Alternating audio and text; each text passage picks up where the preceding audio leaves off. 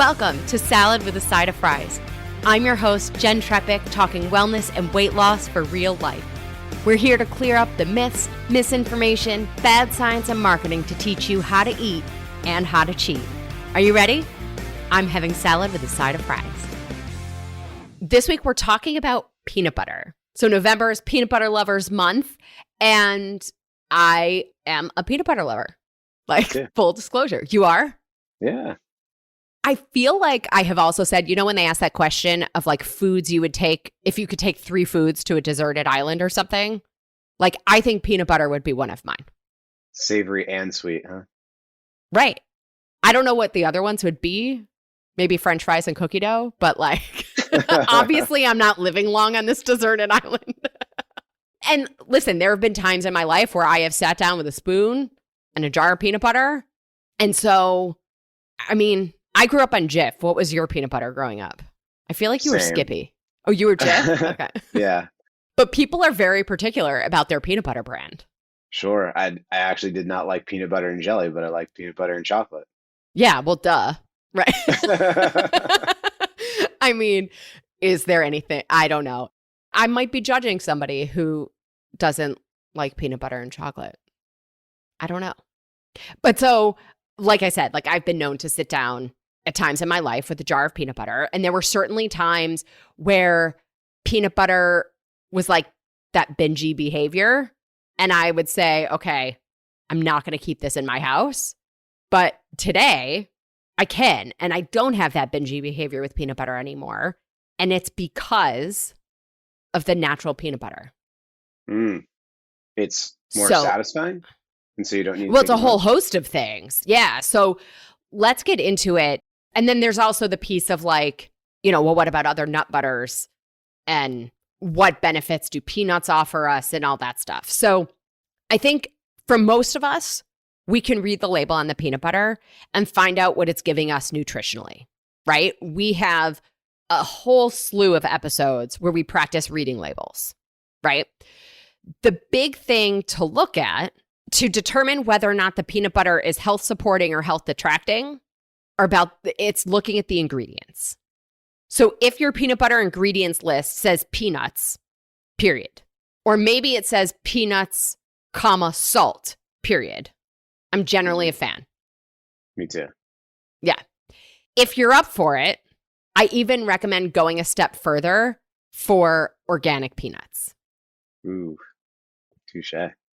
Okay, so a little sidebar on that. Peanuts are technically not a nut. They're actually in the legume family, like peas and lentils. And that's because they grow underground. So when they're growing underground, they're in that moist soil, which means 2 things. 1, they're particularly susceptible to mold and fungi. And 2, their exposure to pesticides is like dramatic. Yeah.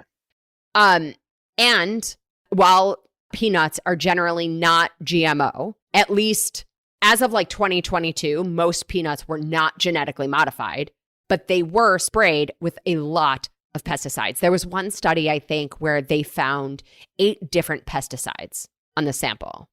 Oh boy. So with that said, if you can do it, go for the organic peanuts.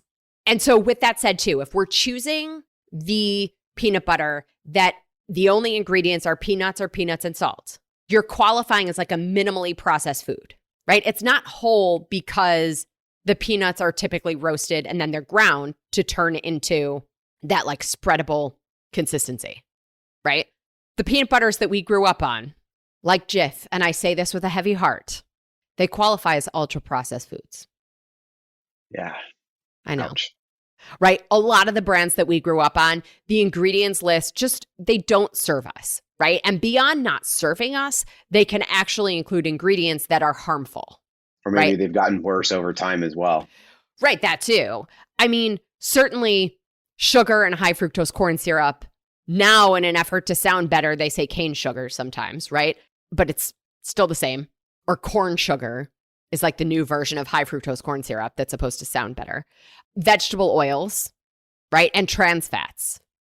Those additional oils and the trans fats are really health detracting, right? So we did a nutrition nugget on ultra processed foods back in May of 2023. So May of this year, if you want to go back to that. For today, suffice to say that ultra processed foods are linked to a host of health conditions, some of which are heart disease, metabolic disorders, which both of those we talked about in this week's episode, Right. and then also some cancers and more. So we can minimize those. Right. Right. Okay. So I think we've made the argument then for choosing a natural peanut butter, right? Pay So now then or the- pay later. Right. Exactly. So the biggest objection that I hear from people is the oil on top and the sweetness, right? Mm. Okay. So tips for the oil on top. When you first get the peanut butter home, open it and mix it. Don't pour it out. I'll sometimes pour it out, or I'll pour out a little so that it doesn't like go everywhere in trying to mix it. But the more you pour out, the drier that peanut butter is going to be when you get to the bottom of the jar. Mm. Okay. So maybe pour out a little bit. I like to start with like a knife to kind of get some of the oil to the bottom of the jar. And then you can go in, like if you have one of those old school hand mixers that had like the two spatula things, you know, like to make cookies, whatever. You're getting some big jars, Jen. No, I mean, you can just use one of the two. Like you only Oh. put one, you only put one of the spatulas on it. And then you use that on a really low speed to mix it up. Some people will also use like a handheld like milk frother to do that. And then store it in the fridge. And you can store it in the fridge upside down is my favorite, because then if it does start to separate after that, the oil goes to the top, you go to open it, and that's now the bottom. Tricks of the trade. Tricks of the trade for peanut butter lovers, right? Okay. On the sweetness factor, think about getting that sweetness through what you're pairing the peanut butter with. So I'll slice up strawberries and just have some peanut butter with the strawberries. Or maybe a banana with a touch of honey and some of the peanut butter. So instead of all of that having to be in the peanut butter from sources that really don't serve our health, we can choose what that sweetness is, know how much we're having, and make those choices aligned with whatever our goals and our commitment level are. Cool? Definitely. All right. So a quick couple things on the nutrition front of peanut butter. So in a 2 tablespoons serving, you'll get 191 calories, 15.3 grams of fat, 7.2 grams of protein, 7.4 grams of carbs, of which there's about 1.5 grams of fiber and 3.3 grams of sugar. So looking at this and thinking about, you know, ticking off nutrition boxes, the fiber is only a little bit. The protein is about 1 ounce, right? If 7 grams is like 1 egg, which is like 1 ounce of a cooked meat, it's about an ounce of protein in that, you know, the 2 tablespoons of that peanut butter. But it's 15.3 grams of fat. So the reality is that we're getting mostly fat. And by the way, continuing part of the conversation that we had this week about amino acids, peanuts are not a perfect protein. So peanuts are missing at least one of the essential amino acids that we need. So again, it comes down to pairing the food, but recognizing that like while it can be a little bit of added protein, the primary nutrient we're getting from peanut butter is fat. Is it a good fat or a bad fat? Funny you should ask, right? So before we go to the fat thing, some people will say to me, okay, well, if it's only an ounce of protein, then I'm going to have 4 tablespoons in order to get to 2 ounces of protein to then have my snack size amount of protein, right? Mm. But at that point, now you're at 30 grams of fat. So proportionally, as we multiply the servings, right, we're still out of balance of what we're looking to get nutritionally. Does that make sense? Oh, yeah. Okay. So to your point on the fat, peanut butter is a great option for a lot of low carb people, right? And people focused on the glycemic impact of their foods. So there was actually a study. So it was one of those studies that looked at a bunch of studies, like a meta-analysis. So this one looked at 8 studies and concluded that peanut butter consumption may be inversely associated with type 2 diabetes. Mm. And that might be because of the fat.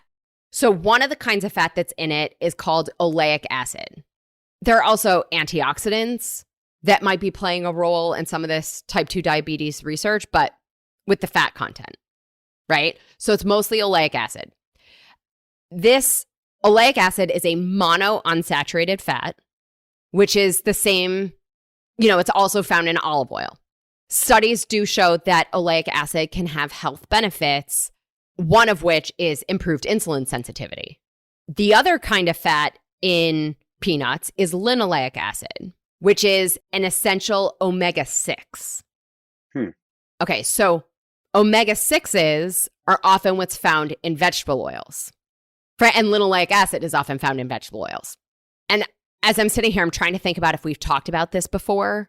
But, okay, so essential omega fatty acids. Essential means we have to take it or eat it. We can't make it, right? So we do need 6s and 3s. Both are essential fatty acids.